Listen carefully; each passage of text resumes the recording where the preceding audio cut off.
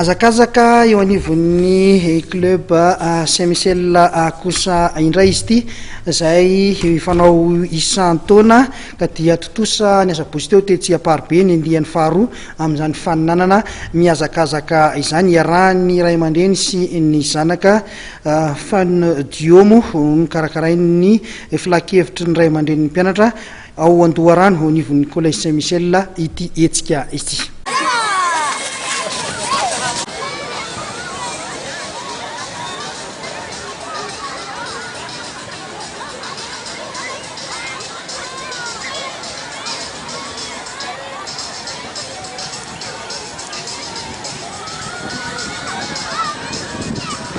Fombiazana tanteraka no azo ny filakevitry ny ray aman-dren'ny mpianatra ao Andoharano collège Saint-Michel tamin'ny fikarakarana ny andian'ny faharoa amin'ny Fandio na ny fifaninanana azakazaka iarahan'ny ray aman-dreny sy zanaka tetsy aparbe ny sabotsy teo.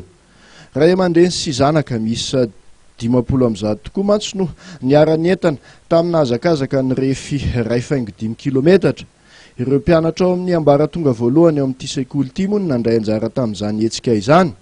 Sokajy efatra ny faninanana dia ny mère-fille, père-fille, mère-fils ary ny père-fils. Samy tolorana medaly avokoa ireo telo tonga voalohany tamin'ny fifaninanana. Tsikaritra tamin'ity hetsika ity fa manana ny hoaviny amin'izany taranja atletisme izany ireo ankizy mpianatra ao amin'ny collège Saint-Michel. Saika tsy naraka ny dian'izy ireo mihitsy mantsy ireo ray aman-dreny izay tsy maintsy miara-dalana tamin'ity azakazaka ity.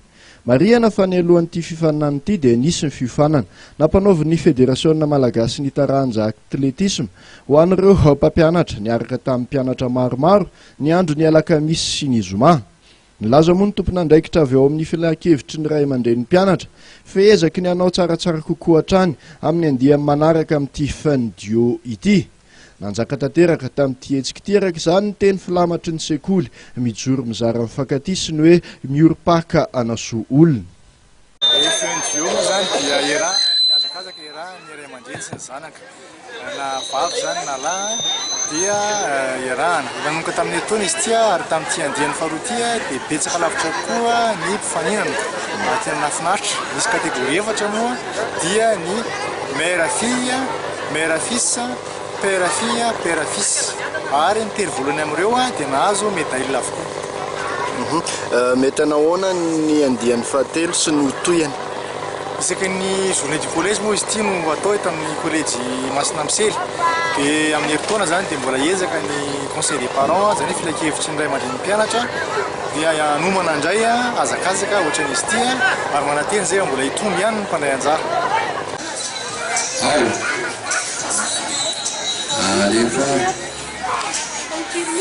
Esse andaço nekizi, andaço zaza.